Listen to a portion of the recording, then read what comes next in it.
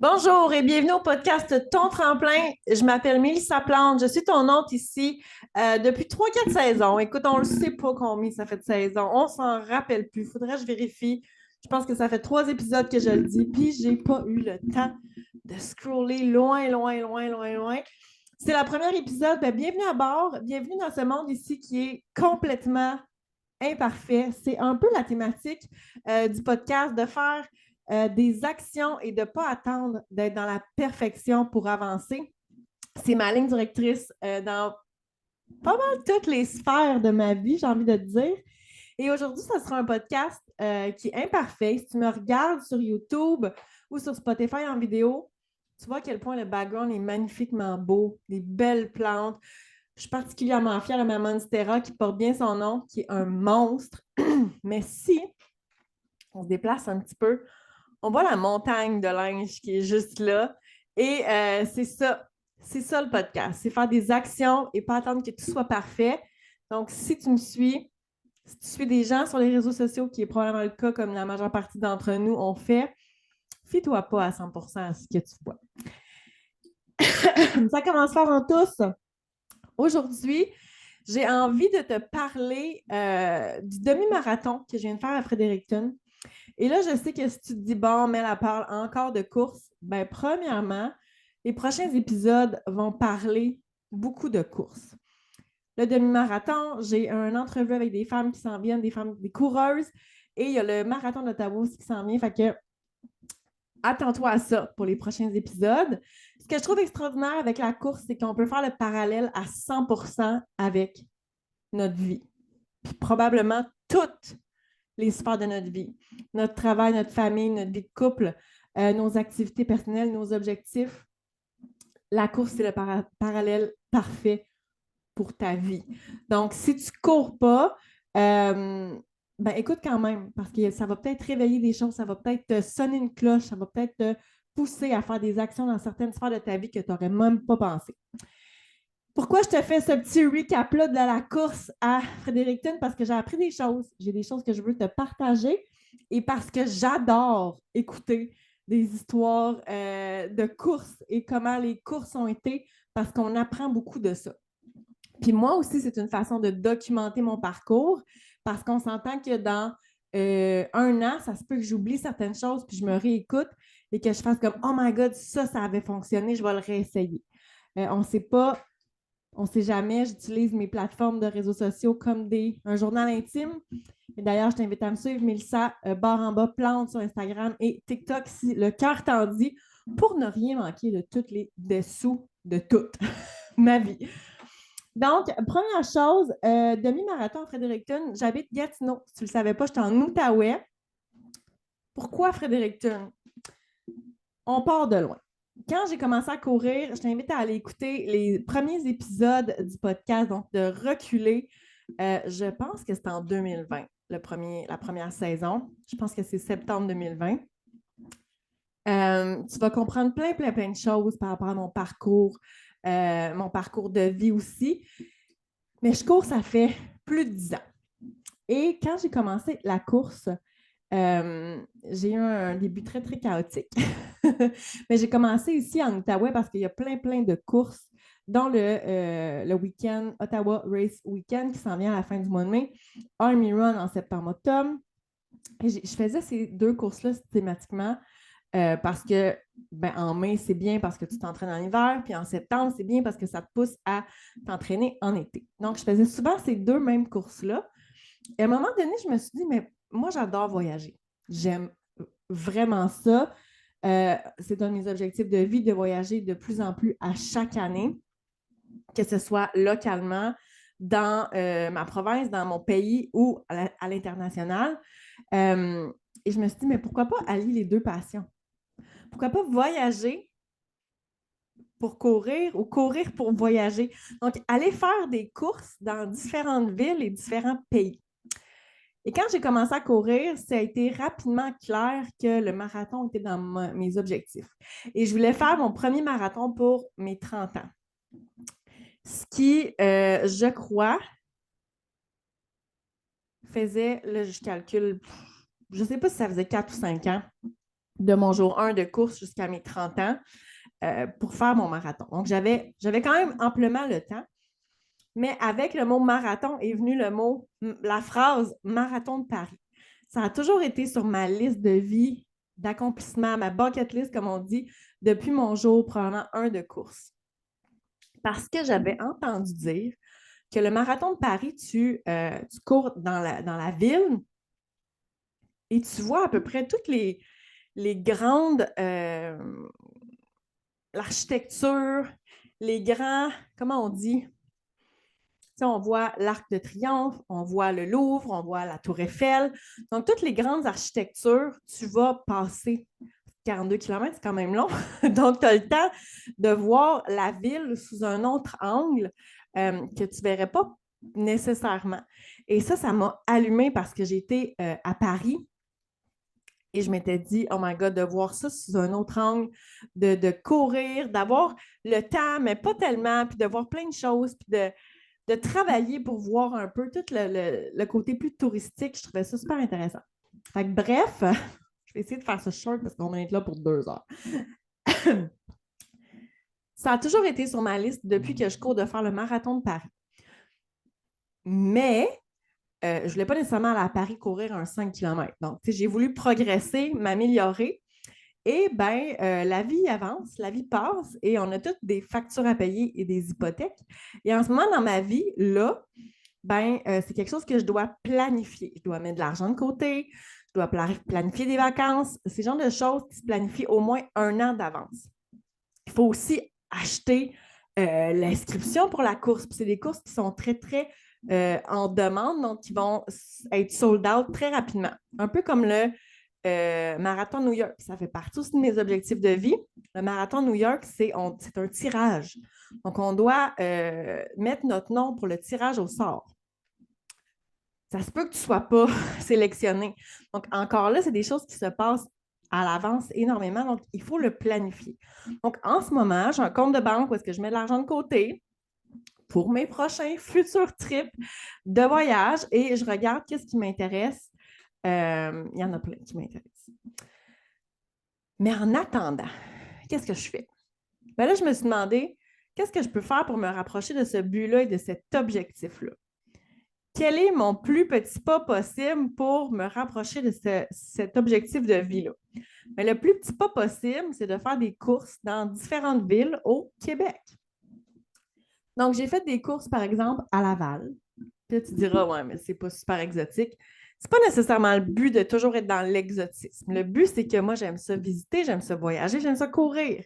Donc, je mets tout ce que j'aime dans, exemple, un week-end ou une semaine. Puis c'est un week-end de rêve pour moi. Donc, j'ai fait, par exemple, une course à Laval. C'était un peu dépaysant. Ensuite de ça, j'ai voulu faire un marathon aussi à l'extérieur, dans le coin de Saint-Jérôme, pour faire le petit train du Nord. Et j'ai trouvé ça excessivement difficile. Toute l'organisation, j'avais tellement peur d'oublier quelque chose. Tu sais, tu veux avoir tes bons bas, tes bons souliers, les shorts que tu aimes. Tu veux avoir un peu d'extra parce que s'il fait chaud, s'il ne fait pas chaud, la veste d'hydratation. J'avais tellement peur d'oublier quelque chose, plus la nutrition. Tu sais, notre départ était autour de 7 heures. Je ne vais pas aller au restaurant à 5 heures du matin. Il n'y a rien d'ouvert un dimanche matin à cette heure-là. Donc, il faut apporter les déjeuners, les collations, tous les gels qu'on va prendre pendant la course, les bouteilles d'eau. Je trouvais que c'était beaucoup, beaucoup d'organisation et j'ai trouvé ça très intense comme expérience parce que tu veux aussi te coucher tôt. Mais là, tu te couches tôt, tu es dans un hôtel, tu n'es pas chez vous, on ne dort jamais aussi bien parce que ce n'est pas notre lit, il y a tout le temps des petits bruits. Donc là, qu'est-ce qu'on fait si on veut s'améliorer? Tu veux t'améliorer en tricot. Tu veux t'améliorer dans une entrevue parce que tu veux changer de travail. Tu veux t'améliorer en course. Tu veux t'améliorer en musculation, en coordination. Tu veux devenir bonne en danse. Qu'est-ce que tu vas faire? Tu vas répéter l'expérience. Tu vas répéter, puis tu vas pratiquer, puis tu vas pratiquer, puis tu vas pratiquer. D'ailleurs, si tu me vois sur les réseaux sociaux, tu sais que j'ai commencé des cours de danse en ligne country. Je pratique. Je ne suis pas nécessairement la meilleure, mais je pratique, puis je m'améliore. Ça, c'est dans toutes les sphères de notre vie. Si tu veux améliorer ta communication, ben, tu dois te pratiquer à dire des choses, à communiquer tes sentiments, tes émotions. Tu veux t'améliorer à parler devant des gens. Si tu fais un exposé oral, si tu fais des présentations au travail, qu'est-ce que tu dois faire? Te pratiquer.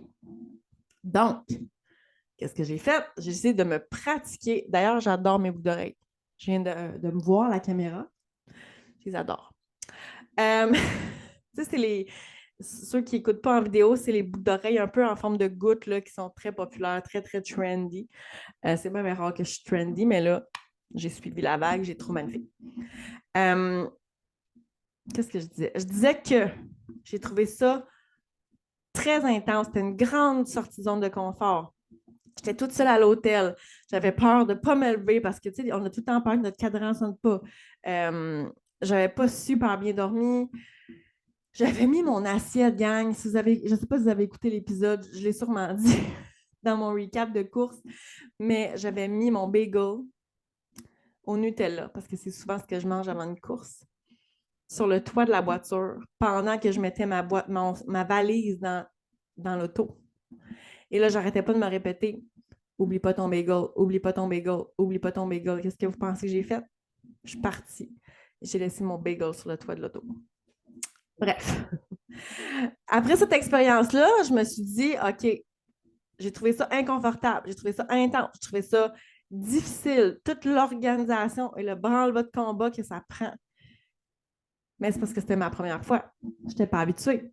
Comment on fait pour s'améliorer? On refait l'expérience. Donc, cet hiver, j'ai une amie, la belle Myriam, on la salue, qui avait comme objectif de faire un demi-marathon. Elle a ça sur sa bucket list de vie, objectif de vie, demi-marathon. Puis là, elle disait, les filles, en mai, à Fredericton, ça me tente. Et moi, tout bonnement, de dire, ben si tu t'inscris, je monte au Nouveau-Brunswick et je le fais avec toi. Et elle s'est inscrite. Et moi aussi. Et on a pris un Airbnb et on a fait la course ensemble. On était 4. Et j'ai trouvé ça beaucoup plus facile cette fois-ci. Donc, j'ai ajouté des petits défis. Un peu de ça aussi, je vais te parler aujourd'hui. Donc, j'ai loué un Airbnb qui acceptait les chiens. On est monté à Fredericton avec les chiens en voiture, donc un beau 10 heures de route. Et là, ce que j'ai fait, c'est ce que je prends beaucoup, organisation. Donc, dans les dernières semaines, j'ai vraiment pris le temps de regarder qu'est-ce que j'utilisais avant de partir pour mes sorties de course. Donc, si tu t'entraînes, tu as un plan d'entraînement de course. La fin de semaine, je fais toujours une sortie qui est plus longue. Là, qu'est-ce que ça me prend? Donc là, j'ai pris des notes. OK, ça me prend la crème solaire. Ça me prend, bon, évidemment, mes shorts, mes bas, sous-vêtements, soutien-gorge. Ça me prend mon espèce de glide qui permet d'enlever la friction. Ça me prend mon sac d'hydratation, mes gels. Donc, j'ai un peu noté tout ce que j'avais besoin.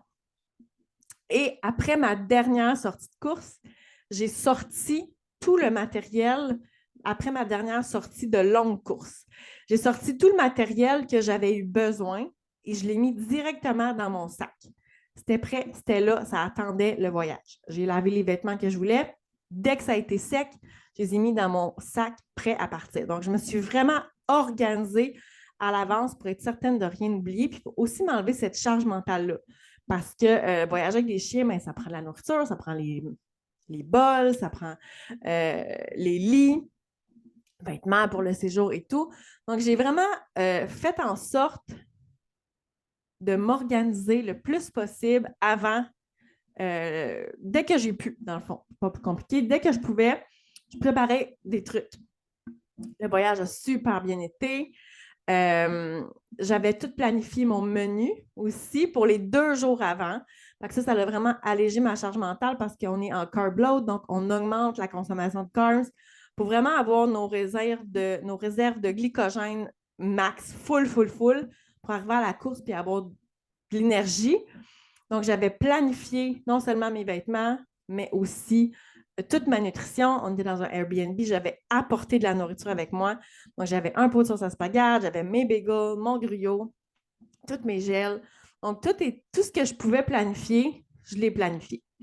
Par contre, le après-course, la seule chose que j'avais planifiée entre toi et moi, c'est mes bulles that's it.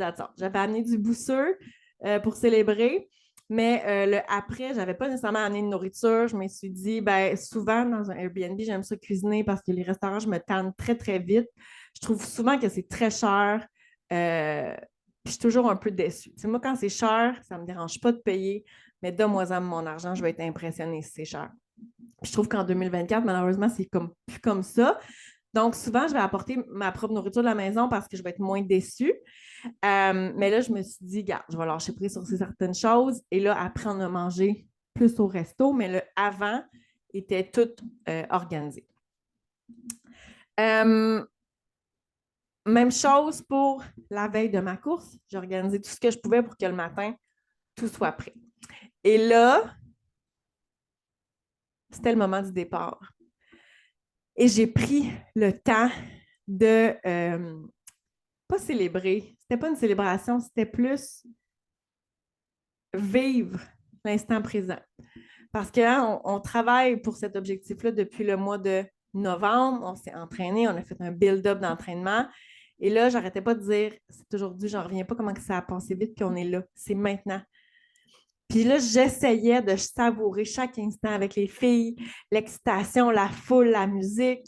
Mon jus magique qui était tellement délicieusement bon. J'étais dehors en short, t-shirt, il faisait 2 degrés Celsius, la chair de poule. J'essayais de savourer ça parce que je me disais à quel point je suis en vie. C'est extraordinaire d'avoir fait cette route-là, puis d'être là, ici, maintenant, avec tous ces gens-là. Puis quand je suis dans une ligne de départ, j'aime ça regarder les gens parce que je me dis toujours, ces personnes-là, ça fait des mois qu'ils travaillent pour aujourd'hui. Puis ça paraît dans le visage, ça paraît la fierté. Je trouve que c'est beau à voir l'espèce de... La journée de la course, là, c'est la cerise sur le Sunday. C'est là que tu es là pour avoir du fun. Tu ne surveilles plus ta posture, tu ne surveilles plus nécessairement ta vitesse, un peu, parce qu'on a tous des objectifs, mais au final, tu vas le faire. Puis tes 6 derniers mois t'ont apporté là, tu sais, dans ton travail, puis je trouve ça beau. C'est comme la récompense. C'est honnêtement la partie la plus facile parce qu'il y a la musique, il y a la foule, il y a l'énergie. Là, nous, on était notre communauté, c'était extraordinaire, tu sais. J'étais avec des mômes, leurs chums étaient là, leurs enfants étaient là, mon my love était là avec les chiens. C'était du bonbon, là, parce que dans nos samedis où est-ce qu'on courait, on n'avait pas ça, tu sais. Donc, c'était vraiment la cerise sur le Sunday, cette journée-là, où est-ce qu'on était ensemble. On a pris le départ et là, on avait discuté au préalable, et ça, je vous conseille, si vous courez avec des gens, de mettre les choses au clair pour pas qu'il y ait de confusion puis qu'on sache exactement à quoi s'attendre. On avait décidé qu'on partait ensemble, mais que dès que notre vitesse de croisière ne fonctionnait plus pour l'autre, on se séparait. Donc, on est partis ensemble. C'était vraiment un beau moment. Puis après ça, on a pris notre vitesse chacune, puis on a fait la course. Et là, je vais rentrer un peu plus dans le vif du sujet, dans les kilomètres. Je trouve ça super intéressant aussi des fois d'entendre ce que les autres font. Mais la première partie de l'épisode ici, c'était vraiment pour te rappeler que si tu veux t'améliorer dans quelque chose, il faut vraiment, vraiment, vraiment que tu répètes les actions, même si c'est tough, même si on ne se trouve pas bon, même si on trouve que c'est difficile, c'est dans ce temps-là, en les répétant, qu'on va s'améliorer. Et j'en suis la preuve. J'ai trouvé que ça avait super bien été. Toutes les journées avant, je vous dis, tout était aligné, là. Ma nutrition, j'ai dormi comme un bébé, mes vêtements, c'était parfait. Même la météo était de mon bord, le parcours, tout était A1. Et d'ailleurs, j'ai fait mon personal best sur un demi-marathon à cette course-là. J'ai fait mon meilleur temps. Je n'en suis pas peu fière. Je me disais au moins, tant qu'à faire 10 heures de route, allez, ça a été payant. On est parti pour la course. Il faisait froid. Il faisait 2 degrés Celsius en short et en t-shirt. Et un t-shirt qui respire. Là. Tu sais, c'est mince, mince, mince, mince, mince. Là, je regrettais mes choix de vie parce qu'il faisait pas chaud. Et on est planté là pendant 45 minutes avant de partir. parce qu'on est en avance, parce qu'on veut être dans l'énergie. Donc là, je regrettais un peu parce que j'ai eu le dernier 15 minutes, j'ai eu froid. Pas la première demi-heure, mais le dernier 15 minutes, j'ai vraiment eu froid. Et là, quand on est parti, j'avais même un peu les orteils engourdis. Il était vraiment temps que je parte. Ça m'a pris 2 kilomètres. Commencer à me réchauffer. Le soleil s'est levé. Là, il était 7 heures. On est parti à 7h30, donc il était peut-être 7h45, 7h50. Le soleil est sorti des nuages. C'était magnifique. Et au kilomètre 3, c'est comme si je me suis dit, savoure chaque instant parce que ça va passer vite. C'est comme si au kilomètre 3, je me suis dit, oh my God, il en reste juste 18. Puis 18, ça peut être énorme. Mais on dirait que j'avais fear of missing out. Là, je savais que c'était pour passer. Puis je me disais, oh my God, tu savoures chaque instant. Fait qu'à un moment donné, j'ai volontairement senti, je respirais fort parce qu'il y avait plein de cèdres et ça sentait tellement bon. Je regardais le soleil, il y avait une rivière le long du parcours, c'était magnifique. Magnifique. C'est dur à décrire. C'est niaiseux là, parce que je retournerais, puis je trouverais ça bien beau, mais je trouvais ça aussi bien normal. Tu sais. Mais là, c'est comme si mes sens étaient comme allumés parce que je savourais vraiment chaque instant. Et au kilomètre 4, là, je me suis dit, ben ma foi, ma fille, tu peux accélérer, là. Là, tu as de l'énergie. Je suivais un lapin de 2h20 et parce que je ne voulais pas partir trop rapidement. C'est souvent une erreur que j'ai fait, moi, d'avoir full énergie, la foule, tous les carbs que j'ai mangés, puis là, je pars, puis là, je veux partir très vite. Puis au kilomètre 2, tu es essoufflé, puis tu es à bout, tu as un point. Donc là, je voulais vraiment faire attention pour partir à la bonne vitesse. Donc, j'ai parti avec un lapin de 2h20. Puis au kilomètre 4, je me suis dit, OK, là, il faut toujours se pacer. Quand je m'entraînais et je faisais du CrossFit, il y avait un entraîneur, Luc, on le salue d'ailleurs, qui disait à mon conjoint, My love, il disait pas My love, il disait Mathieu, pèse-toi, prends ta bonne vitesse, parce que souvent, on a tendance à trop se pousser. Et j'ai souvent cette phrase-là qui me revient en tête, pèse-toi, pèse-toi, P-A-C-E, pèse-toi, pour pas aller trop vite. Et là, je me disais, là, je me pace, je vais à mon rythme, mais je me ralentis parce que mon rythme était plus rapide que ça. Donc, j'ai laissé le boni et je suis partie toute seule entre-temps en me disant, je vais gérer ça 1 kilomètre à la fois. C'était ma technique au marathon du Petit Train du Nord en octobre dernier parce que je me relevais de 2 entorses au genou. Mon genou n'est pas à 100%. Mon genou ne fait aucune douleur, mais il y a encore un petit peu d'enflure par-ci, par-là. Il est parfois raide, un peu comme si j'avais de l'arthrose, de l'arthrite. Mais j'ai le go du médecin, inquiétez-vous pas, tout est correct. La physio aussi, d'ailleurs. La physio m'a donné congé, ça fait quelques mois.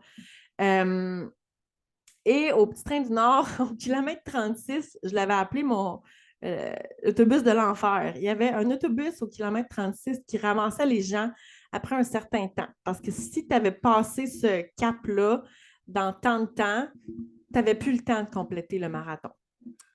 C'est un 6 heures. Puis si tu étais, je ne me rappelle plus, à 4 heures au kilomètre 36 ou à 4h20, je ne me rappelle plus. Bref, tu embarquais dans l'autobus et tu ne terminais pas ta course, que tu avais un DNF, des not finish. Et là, tout au long de la course, je me suis dit, je vais donner tout ce que je peux à chaque kilomètre. Mon seul et unique but était de passer le kilomètre 36 et de ne pas embarquer dans l'autobus de l'enfer. Mon but était de finir, point final.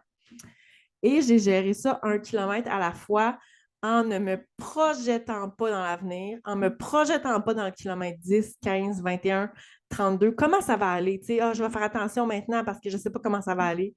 Si je suis fatiguée plus tard, je ne veux pas trop me pousser parce qu'il y a plus tard. Je me disais, je vais y aller 1 kilomètre à la fois et je vais m'ajuster à chaque kilomètre.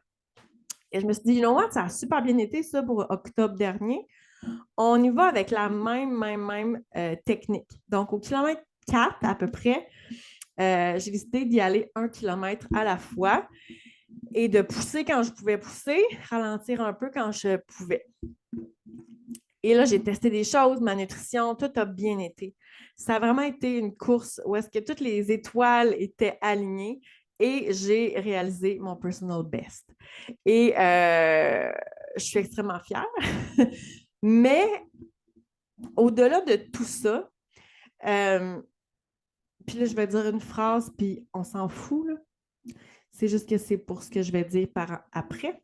On était 4 femmes, j'étais la première des 4 à terminer mon demi-marathon. On s'en fout de la vitesse. Ce qui était important pour moi et ce qui me rend émotive à en parler, c'est que j'ai eu la chance de voir ces femmes-là traverser la ligne d'arrivée. Et j'étais tellement fière d'elles parce que, mon Dieu, je savais que ça me ferait ça. Parce que dans les derniers mois, je sais à quel point elles ont travaillé fort et de les voir comme ça s'accomplir, ça n'a honnêtement pas de prix.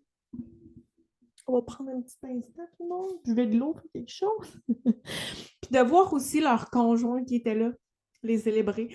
De voir les enfants, voir leur maman faire ça. C'était extraordinaire. Et ça, c'était probablement encore mieux que mon meilleur temps que j'ai fait. Tu sais, on dit souvent qu'on veut le meilleur pour nos enfants, puis on veut que nos enfants réussissent, puis... Mais je pense aussi que si on veut ça, il faut que nos enfants aient vu un peu ça. Si on veut que nos enfants fassent du sport, bien souvent, ils vont plus en faire si on veut maman et papa être actifs. Euh, si on veut que nos jeunes filles, jeunes femmes se respectent côté amoureux, puis aillent à leur rythme, ou ne se laissent pas maltraiter ou violenter, je pense que ça passe aussi par nous. Il faut stand up for ourselves, il faut se tenir droite, il faut avoir le courage de nos valeurs. Puis si on veut que nos femmes, nos jeunes filles qui vont devenir des femmes, fassent un travail qu'elles vont aimer, il faut qu'elles nous voient faire un travail qu'on aime. Et de voir ces femmes-là avoir pris le temps dans les dernières semaines de travailler sur elles, puis là, de les voir traverser la ligne d'arrivée avec leur famille, je vous dis, c'était extraordinaire. Et j'ai crié comme s'il n'y avait pas de lendemain. Si tu peux aller voir sur les réseaux sociaux, il y a des preuves. Il y a des preuves et moi, de les encourager, de leur crier après, d'accélérer parce que la fin était proche. Si vous saviez à quel point ça m'a donné une énergie de feu. Et d'ailleurs, ça, c'est vrai, je me le suis noté. Pendant la course, j'ai eu 2 petites baisses d'énergie et les 2 fois, j'ai donné des compliments. Donc, à un moment donné, il est passé, il y avait un policier qui bloquait la rue pour notre sécurité, puis j'ai dit Monsieur l'agent, merci pour votre temps aujourd'hui. Il ne s'attendait absolument pas à cette phrase-là. Puis il m'a dit oh mon Dieu, ça me fait plaisir. Passez une belle course, bonne journée. Et ça m'a fait du bien de le remercier. Puis après ça, il y avait une femme qui passait à côté de moi. Puis je sais qu'elle se poussait, puis c'était pas facile. Elle avait 2 belles tresses. C'était magnifique. Puis j'ai dit I love your hair. Puis elle m'avait pas compris. Elle était un peu surprise, elle aussi. Surprise, elle aussi. J'ai dit I love your hair. Your braids. Je me rappelle même plus c'est quoi. Ouais, c'est ça que j'ai dit. Puis elle était vraiment surprise. Puis elle m'a dit un gros merci. Puis elle avait un gros sourire. Puis je sais que ça lui a fait du bien, mais moi, ça m'a fait encore plus du bien. Fait que si jamais tu as une baisse d'énergie dans ta vie, dans ton quotidien, donne. Tu vas voir à quel point ça va te faire du bien. Mais d'être là pour voir ces femmes-là, c'était honnêtement du bon. Toute cette course-là, c'était aussi pour voyager. Je te l'ai dit tantôt. C'était une ville, Fredericton, que je n'avais jamais visitée. Donc, on en a profité, on a fait le tour un peu avec les chiens à la marche. Ça ressemble un peu, je trouvais que c'est comme un mini Ottawa. Une belle ville. Franchement, sur le bord de l'eau, c'était magnifique avec des belles pistes cyclables, des beaux sentiers. J'ai bien aimé. une chance, parce qu'il y a des bonnes chances que je retourne l'année prochaine faire cette course-là. Et là, je vais te dire quelque chose, puis ça me sort de la tête.